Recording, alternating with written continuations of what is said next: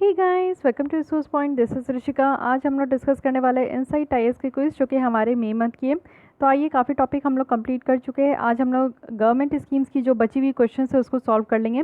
10 questions बची हुई है तो उसको भी हम लोग आज सॉल्व कर लेते हैं। तो आउट ऑफ 10 आपको कितने मार्क्स आएंगे मेरे साथ एंड में ज़रूर शेयर कीजिएगा।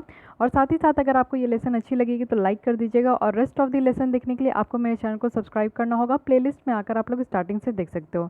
तो चलिए स्टार्ट करते हैं हम लोग अपनी आज की लेसन। तो आज जो हमारा फर्स्ट स्टेटमेंट है, फर्स्ट क्वेश्चन है, 21 हम लोग देखने वाले हैं, बट ये हमारे आज के लिए फर्स्ट क्वेश्चन है। वंदे भारत मिशन के बारे में देखेंगे और आपको इनकरेक्ट बताना ही है, यानी कि गलत स्टेटमेंट कौन सी है वो फाइंड आउट करनी है। फर्स्ट है कि वंदे भारत मिशन जो है ये एक मैसिव रिपैट्रिएशन ऑपरेशन है, यानी कि हमारे जो इंडियन गवर्नमेंट के द्वारा ये एक ऑपरेशन चलाया गया जिसके द्वारा जो standard Indian different parts of the world में जो फंसे हुए थे कोरोना वायरस क्राइसिस के कारण, जब लॉकडाउन हो गया तो उसके बाद बहुत सारे इंडियंस जो है डिफरेंट डिफरेंट कंट्रीज़ में फंसे हुए थे, उनको वापस लाने के लिए वंदे भारत मिशन लाया गया। सेकंड है कि ऑपरेशन समुद्र सेतु ये एक वंदे भारत मिशन का ही पार्ट है। तो आपको बताना है कि यहाँ पे इनकरेक्ट कौन सा है, first only, second only, both या फिर नीदर। तो इनकरेक्ट की बात करूं तो फर्स्ट स्टेटमेंट बिल्कुल करेक्ट है। वंदे भारत मिशन यही था कि हमारे जो स्टैंडर्ड इंडियंस जो different parts of the country में, different parts of the world में जो फंसे हुए हैं उनको वापस लाना है। और साथ ही साथ इसी का एक पार्ट है ऑपरेशन समुद्र सेतु, जो कि वाया सी और हमारे तरफ से बहुत सारे आईएनएस गए थे, जिसके द्वारा जो है मालदीव्स हो गया या फिर आपका सिंगापुर हो गया, ये सारे कंट्रीज से जो है ना, जितने भी आइलैंड कंट्रीज़ है उनसे उनको लाया गया है हमारे इंडियंस को। तो दोनों स्टेटमेंट बिल्कुल करेक्ट है। सो हमारे यहाँ पे करेक्ट आंसर कौन सा हो जाएगा, डी, यानी कि neither one neither not two, दोनों में से कोई भी आपका जो है इनकरेक्ट नहीं है। ठीक है, तो वंदे भारत मिशन आप लोग देख लीजिए। और हाँ, इंडिया के द्वारा नेवल शिप जो पहुंचा है वो आप लोग देखो कि फर्स्ट फेज़ था वंदे भारत मिशन का, और इसी को ऑपरेशन समुद्र सेतु नाम भी रखा गया। Coming to the second question of the day, mission Parivar Vikas, तो ये है क्या। फर्स्ट है कि मिशन परिवार विकास एक फैमिली प्लानिंग प्रोग्राम है जिसका एम है कि हमारे यहाँ का जो पॉपुलेशन ग्रोथ है सारे स्टेट में उसको स्टेबलाइज करना है। ठीक है, सेकंड स्टेटमेंट देखते हैं कि यहाँ पे जो ऑब्जेक्टिव है इस मिशन का कि जो high quality family planning choices है उसको एक्सेस करना है। और ये किसके बेसिस पे होगा, तो इन्फॉर्मेशन होनी चाहिए फैमिली के पास, रिलायबल सर्विस होनी चाहिए, सप्लाईज होनी चाहिए, वो भी राइट बेस्ड फ्रेमवर्क में। थर्ड है कि ये जो गोल है इससे क्या होगा कि टोटल फर्टिलिटी रेट कम होगा और ये 12.1 तक आ जाएगा हमारा 2025 तक।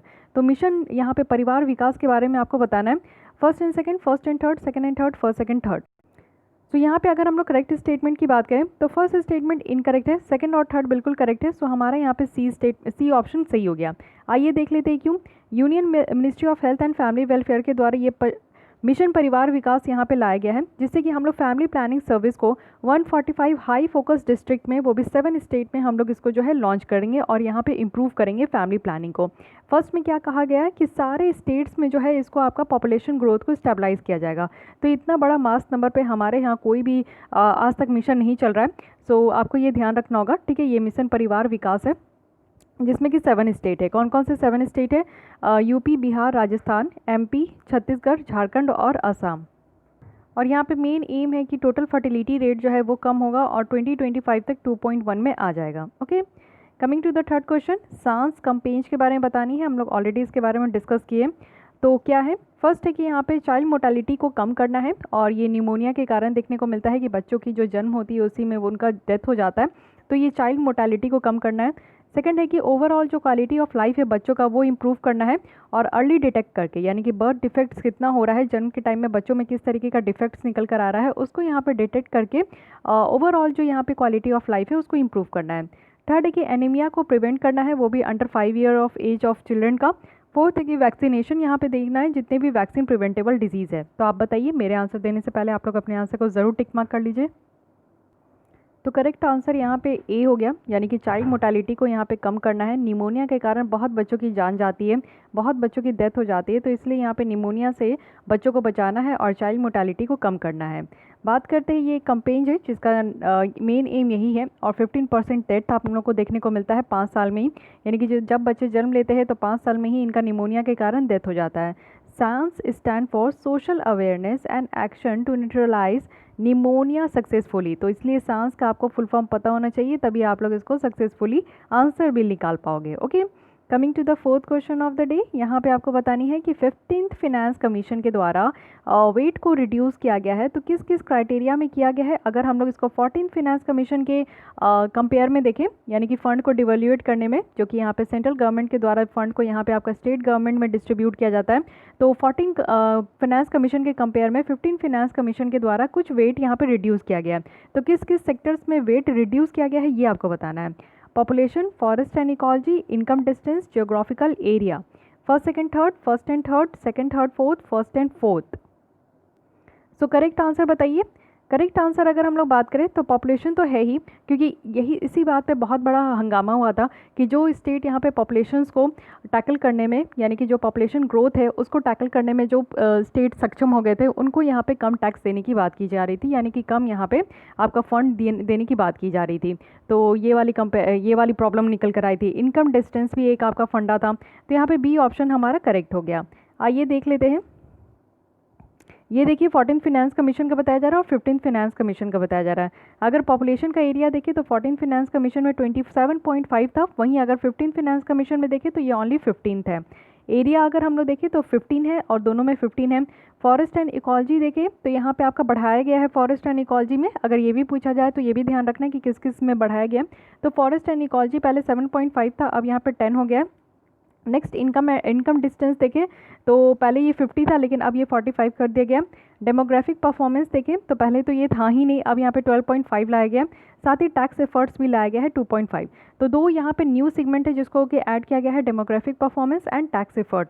कहाँ पे बढ़ाया गया है, तो ये आपका बढ़ाया गया है फॉरेस्ट एंड इकोलॉजी में, तो ये भी ध्यान रखना है। ओके, 15th फाइनेंस कमीशन के द्वारा आप लोग देख सकते हो कि यहाँ पे सेंसस अगेन 2011 को ही इस्तेमाल किया जा रहा है, क्योंकि नेक्स्ट सेंसस जो है 2021 में आएगा। और यहाँ पे वेट कम किया गया है, पहले यहाँ पे 27.5 था, अब यहाँ पे 15% कम कर दिया गया है। तो ये सारी चीज़ें हम लोग देख चुके हैं। आइए अब हम लोग आगे बढ़ते हैं। 15th फिनेंस कमीशन के द्वारा रिकमेंडेशन दिया गया है और किस किस जगह पे, यानी कि यहाँ पे ग्रांट प्रोवाइड करने के लिए कौन कौन सी रिकमेंडेशन दी जाती है और किस किस ग्रांट को यहाँ पर प्रोवाइड किया जाता है। Revenue deficit grant, grant to local body या फिर डिजास्टर मैनेजमेंट ग्रांट। तो आपको करेक्ट बताना है first and second, second and third, first second third या फिर फर्स्ट एंड थर्ड। ओके, सो यहाँ पे आपको बताना है कि ग्रांट किस किस सेक्टर में दिया जाता है। Revenue deficit grant, grant to local body और डिजास्टर मैनेजमेंट ग्रांट। तो ये तीनों ग्रांट बिल्कुल करेक्ट है, तो यहाँ पे करेक्ट ऑप्शन हमारा सी हो गया। ओके, एक्चुअली मेरे मुंह में थोड़े छाले हो गए, तो इसलिए मुझे बोलने में प्रॉब्लम हो रही है और मेरी तबीयत 2-3 दिन से ठीक नहीं थी, इसलिए मैं यहाँ पे वीडियोस प्रॉपर लेकर नहीं आ पा रही थी। और आप लोग का जो टेस्ट सीरीज़ है विज़न आइज़ का, वो भी आपका नहीं आ पा रहा था। पहले की जो थी मैं वही शेयर कर रही हूँ, अभी न्यू मैं नहीं शेयर कर पा रही हूँ, लेकिन हाँ आप लोग को बहुत जल्दी मिल जाएगा। कल परसों से मुझे आज मुझे ठीक लगता है इवनिंग तक तो मैं वीडियो रिकॉर्ड करूँगी। ओके, ये किसी तरीके से कर रही हूँ, तो आप लोग प्लीज़ इसको एडजस्ट कीजिएगा। नेक्स्ट आते हैं यहाँ पे schedule tribe and other traditional forest dwellers right act. अगर 2006 का देखें, इसमें आपको करेक्ट बताना है। फर्स्ट है कि ये एक्ट जो है इसके द्वारा लीगल रिकॉग्निशंस यहाँ पे दिया गया है जो ट्रेडिशनल फॉरेस्ट ड्वेलिंग कम्युनिटीज़ के राइट को।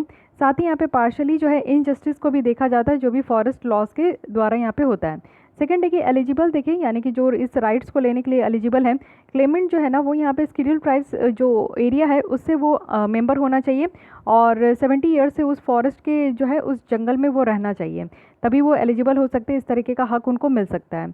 थर्ड है कि जो एक्ट है वो यहाँ पे रिहेबिलेशन भी प्रोवाइड करता है। अगर किसी भी तरीके का इलीगल इविक्शंस होता है या फिर किसी भी यहाँ पे ट्राइबल पीपल्स को फोर्सफुली डिस्प्लेस किया जाता है दूसरी जगह, तो उनको भी यहाँ पे जो है रिहेबिलेशन का भी दिया जाएगा। तो करेक्ट बताना है first and second, second and third, first and third, first second third. So अगर हम लोग यहाँ पे करेक्ट आंसर का बात करें तो फर्स्ट स्टेटमेंट बिल्कुल करेक्ट है। इट मीन्स कि ये जो एक्ट है ये लीगल रिकॉग्निशंस देता है, जो भी आपके फॉरेस्ट ड्वेलिंग जो कम्युनिटीज़ है उनको लीगल रिकॉग्निशंस दिया जाता है। सेकंड आप लोग देख सकते हो कि कहा जा रहा है 70 ईयर्स, क्या आपको लगता है कि 70 ईयर्स तक कोई रहेगा तभी उनको यहाँ पे हक दिया जाएगा? तो ये थोड़ा सा यहाँ पे आपको गलत देखने को मिलेगा। जैसे ही आप सेकंड को एलिमिनेट करोगे आपका आंसर आ जाएगा, डेट इज़ सी। ठीक है, आइए देख लेते हैं फॉरेस्ट राइट एक्ट के बारे में। अगर देखें तो ये 2006 में ही पास किया गया था। यहाँ पे जो है फॉरेस्ट ड्वेलिंग कम्युनिटीज़ को यहाँ पे राइट दिया गया है और इसमें लीगल रिकॉग्निशंस दी गई है, यानी कि जो भी यहाँ पे ट्रेडिशनल फॉरेस्ट ड्वेलिंग कम्युनिटीज़ है उनको लीगल यहाँ पे राइट्स दिया गया है।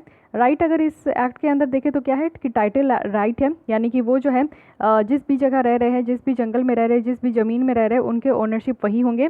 साथ ही यूज़ करने का राइट है, यानी कि जो माइनर फॉरेस्ट प्रोड्यूस है, जैसे कि जंगलों से यहाँ पे आप लोग देखो कि टिम्बर आपका बैम्बू हो गया या फिर कुछ फूड मतलब कि वुड हो गया, लकड़ी हो गया, या फिर वो लोग अपने दिनचर्या को चलाने के लिए कुछ भी वो लोग लेते हैं, या फिर मार्केट में लकड़ी वकड़ी जो वो लोग काट के बेचते हैं, तो वो सारा उनको इस्तेमाल करने का भी हक है। रिलीफ और डेवलपमेंट राइट्स भी है, फॉरेस्ट मैनेजमेंट राइट भी है कि वो यहाँ पे मैनेज भी करेंगे। साथ ही साथ आप लोग देखो कि 70 ईयर्स ज़्यादा नहीं हुआ, 70 ईयर्स कम है। हाँ, मैं आपको वहाँ पे छकाने के लिए बोल रही थी। तो ये 75 ईयर्स है। देखिए, यही सारी चीज़ें होती है बेसिक, जो कि फैक्ट्स एंड फिगर्स होते हैं जिसको आपको रट्टा मारना होता है। आप लोग एग्जामिनेशन जब बैठोगे वहाँ पे तो आपको लगेगा कि 70 ईयर्स बहुत ज़्यादा हो गया, बट नहीं, यहाँ पे 75 ईयर्स है। अगर 75 ईयर्स रहते हो उस एरिया में तभी आप लोग जो है वहाँ पे मेंबर, वहाँ पे जो है आपको ये इस तरीके का हक मिल सकेगा, एलिजिबल होंगे कि आप इस राइट्स के, इस कानून के अंदर आओगे। Okay, coming to the 7th question. यहाँ पे आपको बताना है एसेंशियल कमोडिटीज़ एक्ट के बारे में। काफ़ी इंपॉर्टेंट ये कानून हो जाता है, तो करेक्ट आप बताइए। फर्स्ट कि एसेंशियल कमोडिटीज़ एक्ट एक तरीके का एक्ट ऑफ पार्लियामेंट है जो कि इस्टेब्लिश करता है, और यहाँ जो कि इस्टेब्लिश किया गया है, और यहाँ पे कुछ सर्टेन कमोडिटीज़ और प्रोडक्ट है जिसके डिलीवरी को इंश्योर किया जाता है, सप्लाई को इंश्योर किया जाता है। अगर इसको किसी भी तरीके से होर्डिंग वगैरह हो या ब्लैक मार्केटिंग हो, उससे अगर अफेक्ट हो रहा है किसी भी नॉर्मल पीपल्स के लाइफ में, तो उसको ऑब्स्ट्रक्ट करने के लिए यहाँ पे आपका जो है इस तरीके के एसेंशियल कमोडिटीज़ आपको सप्लाई किया जाएगा।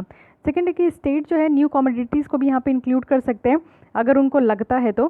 थर्ड है कि जो लिस्ट ऑफ आइटम्स है इस कानून के अंदर, जैसे कि आप देखो drugs, fertiliser, pulses, edible oil, raw jute, textile, petroleum and petroleum products, ये सारे आइटम्स हैं जो कि इस कानून के अंदर आपको देखने को मिलेगा।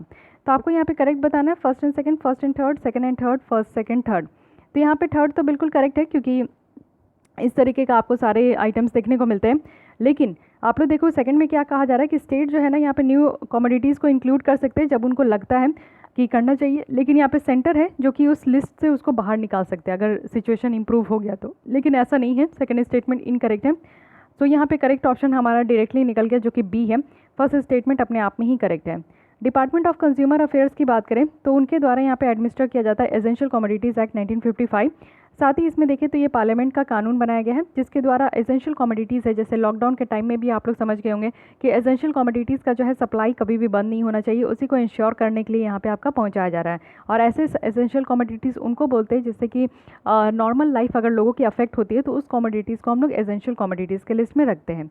सेंटर इंक्लूड कर सकते हैं न्यू कमोडिटीज़, और जब उनको ज़रूरत लगे कि लोगों की ज़रूरत बढ़ रही है और उनको वो वापस भी कर सकते हैं, यानी कि उस लिस्ट से बाहर भी निकाल सकते हैं जब सिचुएशन इंप्रूव हो जाए। जैसे कि अभी आप लोग देखिए हो कि epidemic act, essential commodities act को अमेंड किया गया और अमेंड करके इसमें से बहुत सारे जो है ना न्यू कमोडिटीज़ को इंक्लूड भी किया गया है, ठीक है।